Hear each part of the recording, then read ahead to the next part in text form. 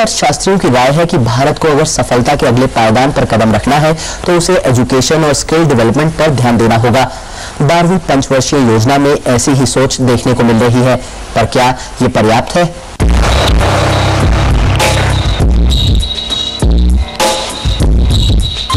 भारत के विकास की अजीब दास्तां है। कृषि प्रधान देश देखते देखते एक ऐसी अर्थव्यवस्था में परिवर्तित हो गया जहां सर्विस सेक्टर को प्रमुखता दी जाती है।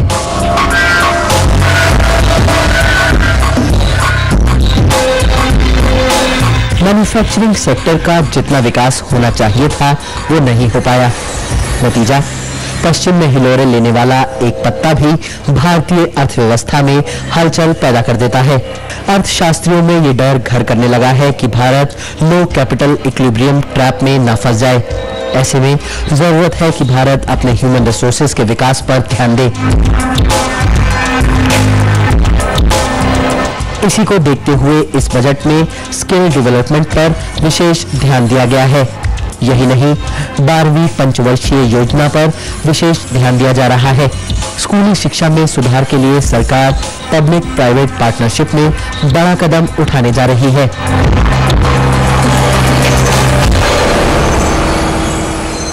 बारहवीं पंचवर्षीय योजना में अब ये बात खुलकर कुछ न कुछ सामने आ गई है कि भारत सरकार प्राइवेट पब्लिक पार्टनरशिप में कम से कम 2500 स्कूल खोलना चाहती है, और जिसे कि राष्ट्रीय माध्यमिक विद्यालय, जो कि एक बड़े इलीट किस्म के स्कूल्स होंगे, और जिसके लिए प्राइवेट प्लेयर्स को इनवाइट किया गया है कि आप आएं और हम और आप मिल करके कम से कम उन्होंने कई ब्लॉक्स निर्धारित किए हैं कि एक ब्लॉक में एक इस कैटेगरी का स्कूल आएगा, जो कि हम पीपीपी मॉडल में कहते हैं। तो एक तो प्रयास उन्होंने वो शुरू किया है।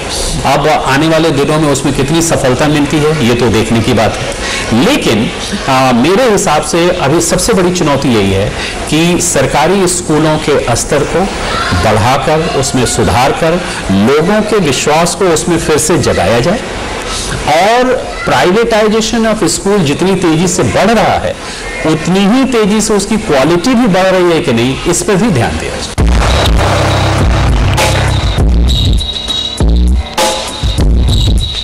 अब ये सवाल उठता है कि क्या ये प्रयास पर्याप्त है? क्या सरकार का अगला प्रयास सेकेंडरी एजुकेशन होना चाहिए? क्या सरकार को क्वांटिटी के बदले क्वालिटी पर जोर देना चाहिए?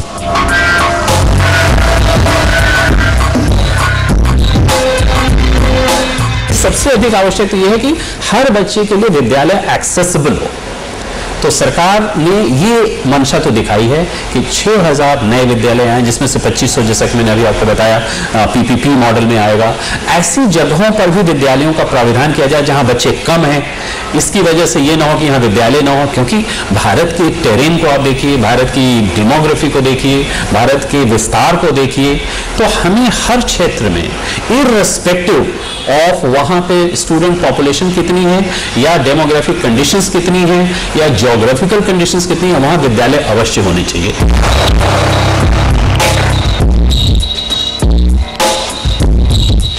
स्कूली शिक्षा से जुड़े शिक्षाविदों का मानना है कि सरकार को शिक्षा देने की पद्धति को आधुनिक बनाने वाले उपकरण और शिक्षकों की गुणवत्ता सुधारने पर भी बल देना चाहिए। समय की मांग यही है।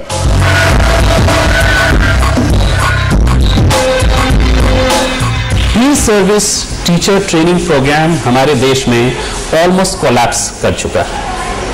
आपने कुछ ही दिनों पहले जस्टिस वर्मा कमेटी की रिपोर्ट पढ़ी होगी, जिसमें महाराष्ट्र जैसे समृद्ध और इकोनॉमिकली एजुकेशनली फॉरवर्ड स्टेट में 250 से अधिक बीएड कॉलेजेस की स्टडी की गई, और उसमें से केवल 39 बीएड कॉलेजेस आगे चलने के काबिल पाए गए। ये महाराष्ट्र स्टेट की हालत है। बाकी स्टेटों की बात हम ना करें तो ज़्यादा अच्छा है। तो हमारी प्री सर्विस ट्रेनिंग जो बीएड के कोर्सेज हैं, उनकी अपनी कमियां हैं। उनमें भी टीचर्स नहीं है, करिकुलम नहीं है, थियोरी और प्रैक्टिस में गैप बढ़ता जा रहा है, प्रैक्टिस और टेक्नोलॉजी में गैप बढ़ता जा रहा है। तो एक तो वो होनी, लेकिन जब वही लोग विद्यालयों में टीचर बन जाएंगे, और टीचर बनने के बाद भी अगर उनको हम in service training, continued professional growth और उनकी तैयारी बराबर न करते रहें, तो वो टीचर क्वालिटी एजुकेशन का ड्राइवर कैसे बन सकता है? ये सवाल है।